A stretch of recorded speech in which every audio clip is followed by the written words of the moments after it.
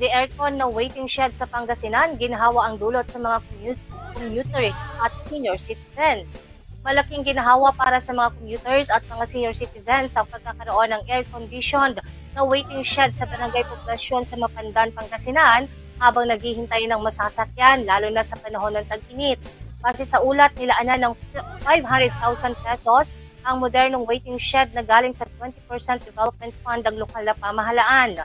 Muli din umano silang maglalaan ng nasa 200,000 hanggang 300,000 pesos para sa second phase ng proyekto para sa paglalagay naman ng solar panels upang makatipid sa kuryente.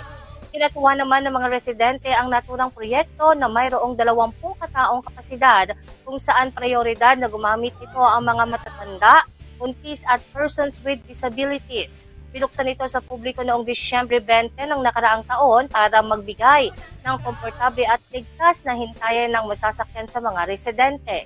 Sinabi ng lokal na pamahalaan na ligtas ang waiting shed para sa mga kabataan na magpapasundo sa kanilang mga magulang sapagkat may mga pulis na magbabantay dito para sa seguridad. Ang modernong waiting shed ay bukas mula alas 6 ng umaga hanggang alas 10 ng gabi.